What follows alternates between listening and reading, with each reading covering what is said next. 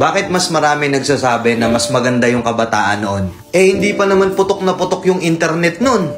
Hindi pa putok na putok yung Facebook, wala pang TikTok, wala masyadong entertainment sa social media. Pero bakit mas maraming nagkiklaim na mas masaya yung generation noon? Kasi kahit ako, aminado ko na mas naging masaya ako nung kabataan ko noon kung ikukumpara ngayon na puro social media na lang. Kung ikukumpara ngayon na puro internet na lang. Alam ko maraming sasangkayin sa akin dito, lalo na yung mga batang 90s. O yung mas matanda pa doon. Kasi noon, instead na sa GC kami nag-uusap-usap, meron kaming eksaktong oras at eksaktong tambayan na doon kami pupunta pagdating ng hapon. Magkikwentuhan kami ng mga walang kakwenta-kwentang bagay. Kahit wala kaming pera, nakatambay lang kami. Nag-uusap kami sa mga bagay-bagay. Physical kami magkakasama. Biruan, asaran. Minsan pa nga pagka merong ibang grupo doon, minsan nagkakaroon pa ng suntukan. Naalala ko noon sa lugar namin, bawat street, bawat kalsada, iba-iba yung grupong magkakasama. Hindi pa uso yung Mobile Legends noon. Ang uso pa noon yung mga Metal Slug pa. Kami yung generation na nasalubong namin yung era ng pagpasok ng computer shop. Magtatabi ng ₱5 piso sa baon para makabuo ng 10 o 15 pesos para makapaglaro sa computer shop pagdating ng hapon. Grabe trash talk nun.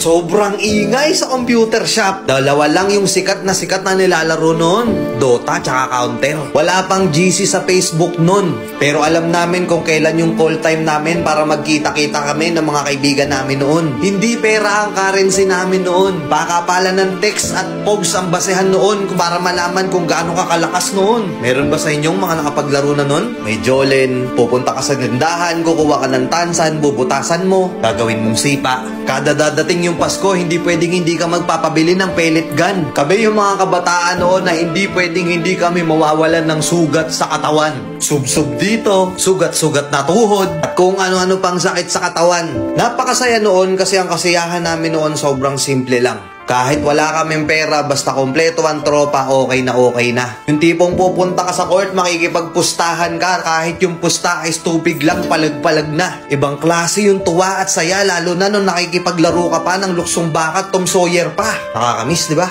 Ngayon kasi hindi na eh. Ngayon kasi yung ibang kabataan ngayon, hindi na nila nakakanasan yun. Ang nagpapasaya na lang sa kanila, yung mapasagot nila, yung crush nila ngayon. Puro pag-ibig, masyadong nagmamadali. Nakapokus na lang sa social media, hindi na lumalabas. Siguro oo, dahil nga yun na yung kinalakihan nila, masaya na sila dun. Pero aminin man natin at hindi, sa mga nakaranas ng mga ganong klaseng kabataan noon, mas masaya, di ba? Na kahit gutom na gutom ka na maghapon, may palo ka pa pag-uwi. Hindi yun mahalaga, ang importante kahit gusgusin na yung itsura mo, as long as makalaro mo yung mga kalaro mo, okay na. Masaya ka na. Nakakamiss lang balikan. Tapos ngayon yung buhay natin, hindi na ganun kasaya. Hindi na ganun kasimple. Kaya minsan, naiisip natin, sana bata na lang tayo ulit.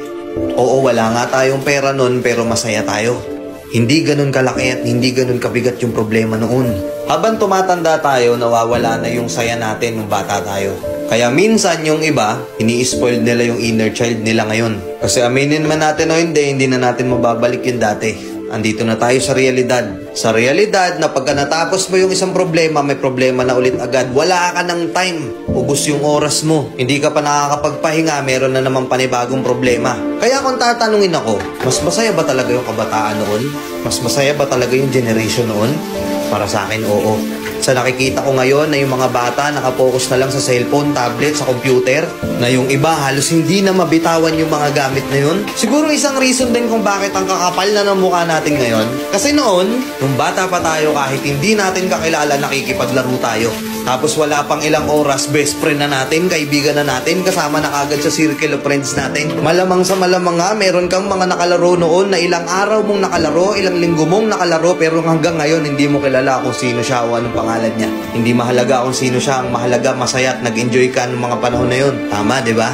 Kaya kung isa ka sa mga tinutukoy ko na naging masaya yung kabataan noon, kamusta po? Sana okay pa rin kayo. Nakakamiss, no? Sobrang dami na nating struggle sa buhay, sobrang dami na nating pagsubok sa buhay. Pero masaya na din kasi naranasan natin noon yung ganong klase ng pamumuhay ng kabataan. Simple lang pero masaya. Di ba?